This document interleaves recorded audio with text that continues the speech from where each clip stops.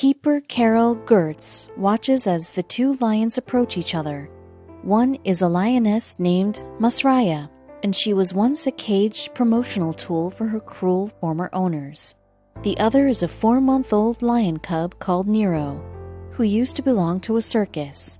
They are both in need of company, but nobody could have guessed what would happen when they met. This initial meeting took place in early 2013, but the story of Masaya and Nero was a long time in the making. In fact, it is still being told today. It all started, however, when someone spotted a then unknown lioness caged at the side of a busy road. Still, it wasn't until this lioness had arrived at a lion foundation called Ting Leu, which is located in the Netherlands, that somebody named her Masaya, and she had made her way to Ting Leu after a long journey from Egypt. Yes, it was in Egypt that Masaya had spent the early part of her life as a pet.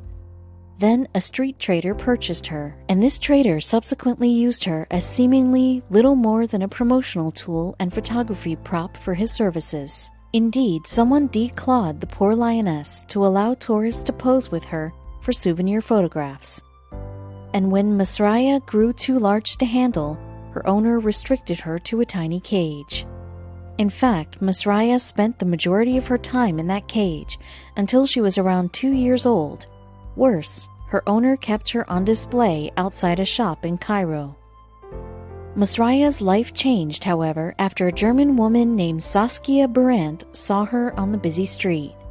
Yes, Brandt took a photo of Masaya in August 2012, but this was not a keepsake. In fact, Brandt showed the photo of the caged lioness online.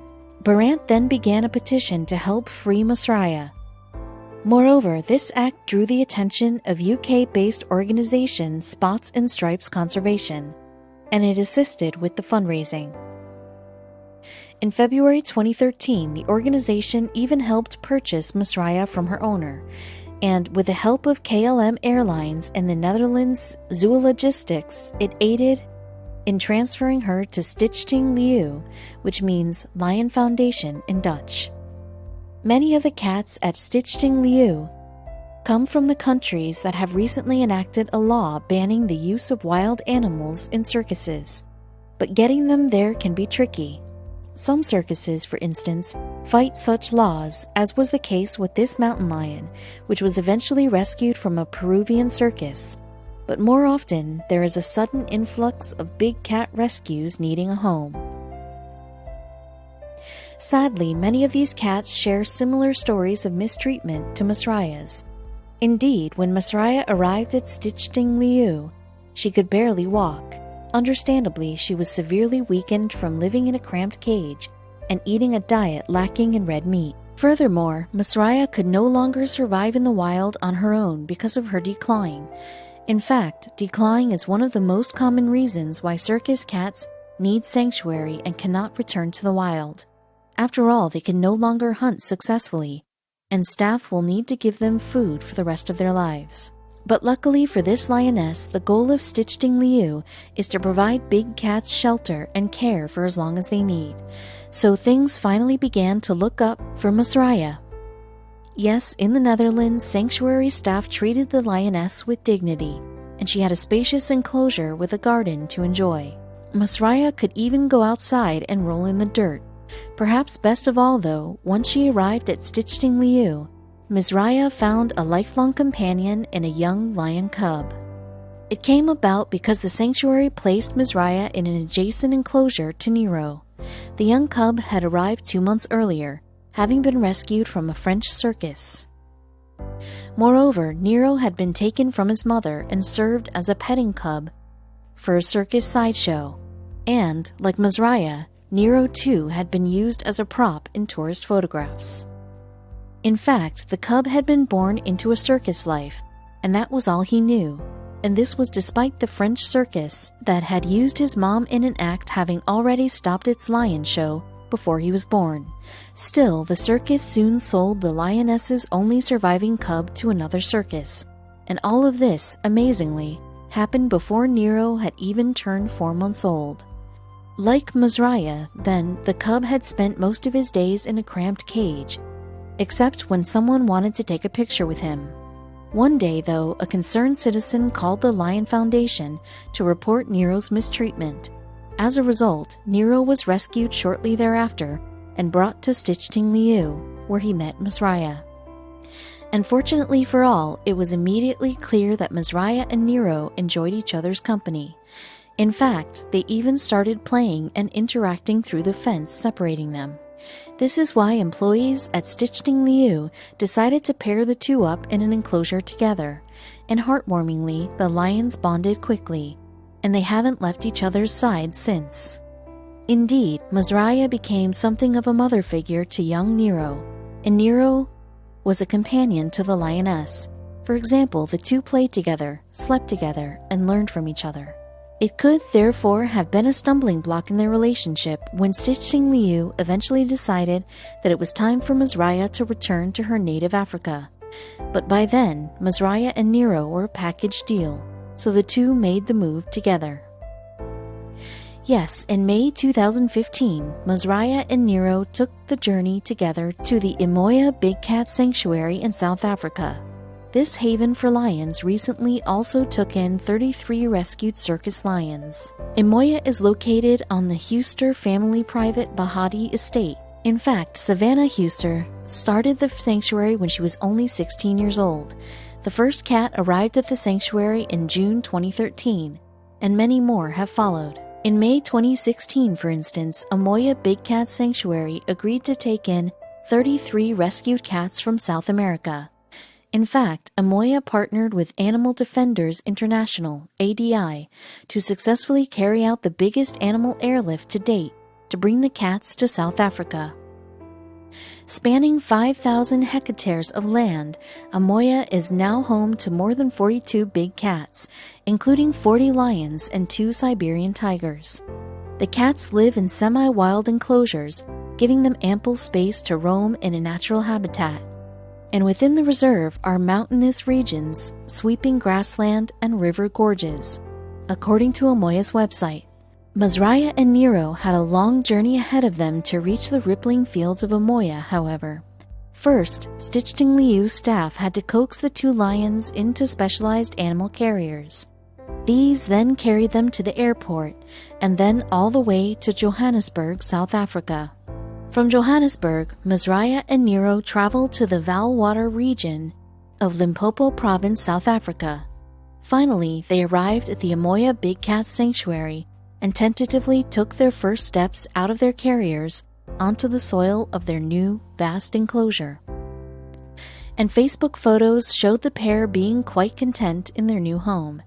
After all, the sanctuary now gives her and Nero a place in which to grow in their natural habitat. We followed Masaya's story from day one, and she was the lioness who inspired us to do what we do, said Minunette Huser, co-founder of Emoya Sanctuary, in an interview with the Dodo. Imagine our surprise and delight when, years later, the very same lioness, with her new partner, came into our care. With room to roam then, the two are happy and playful, and they are still inseparable. That said, Nero has grown from the small cub he once was. He is now quite the regal lion, with an elegant flowing mane. But this would never have been possible without the kind-hearted folks working to make the world a better place for animals like these. When animals of the same species are paired together like Masaya and Nero, it's arguably expected that they'll at least try to get on. But what happens when experts encourage totally different creatures to mix? The inseparable friendship that this bear, lion, and tiger formed, for instance, was beyond everyone's wildest dreams. And even when fate stepped in to take one of them away for good, their heartbreaking goodbye proved that their shared bond would never be broken. The touching story of these eclectic friends began back in 2001 when police carried out a drug raid on a house in Atlanta. The officers' search took them to the basement of the house, where they found something that must have made their jaws hit the floor. There, 3 caged exotic animal cubs had been kept in terrible condition. The babies, a bear, a lion, and a tiger, were underweight, underfed, and infested with parasites both inside and out. And in addition to their malnourishment and neglect, The animals had suffered horrible abuse in their cages, which were clearly not fit for animals of their size. The lion was further found with a sore-looking injury on his nose. He had been kept in a crate so small that the bars were digging into his snout. Even worse, the bear cub had outgrown his restraints completely, so the harness had to be surgically removed from his flesh. After they were rescued, then, the Georgia Department of Natural Resources took the trio to the Noah's Ark Family Sanctuary, NAAS, where they received emergency medical treatment. Moreover, all three of the cubs thankfully made a full recovery and found a new home at the sanctuary and a new family with each other. Two of the cubs, Baloo, the American black bear, and Shere Khan, the Bengal tiger, were named after characters from the Jungle Book. Meanwhile, the African lion cub, maneless owing to an early neutering operation, was named Leo. Therefore, the three buddies became widely known as the BLT, Bear, Lion, and Tiger. Surprisingly, even after they were rescued, the BLT preferred staying together, and the sanctuary allowed them to share the same living space. There, they acted every bit like a family, giving one another comfort and love and playing with each other as if they were born to do it. Indeed, the sanctuary reported that BLT's traumatic past brought them together as brothers. Baloo, Leo, and Shere Khan eat, sleep, and play together, and even seek out grooming and affection from one another, head-rubbing and licking each other. NAAS said on their website, their terrifying early months in life bonded the three together, and they are truly inseparable despite their obvious differences. The family's sweet-toothed Baloo is just like his relaxed fictional counterpart, whereas Shere Khan is much more mischievous and enjoys pouncing on his brothers when they least expect it. Shere Khan is also the most affectionate of the BLT. Meanwhile, languid Leo normally seems lethargic, and yet he sprang to life whenever it was playtime. The brothers lived together happily for 15 years at NAAS, well into their golden years in terms of their lifespan. However, in August 2016, the sanctuary posted the sad news that the BLT was going to be missing one of its beloved family members. On August 11th, we said goodbye to our beloved Leo, the 15-year-old lion in our BLT trio, the organization's statement read on Facebook. Leo hadn't been himself the past few weeks, and because numerous diagnostic tests could not explain his symptoms of inappetence and lethargy, he was scheduled for exploratory abdominal surgery. Tragically, the findings of the operation revealed worse news. During the procedure, our veterinarians discovered that over 80% of Leo's liver was full of inoperable masses, and because of this, the heart-wrenching decision was made to let him go, NAAS sadly announced. Before Leo passed, though, his brothers were allowed to say a final farewell to him. Interestingly, the sanctuary staff reported that it's likely Leo's passing came as no surprise to Shere Khan and Baloo.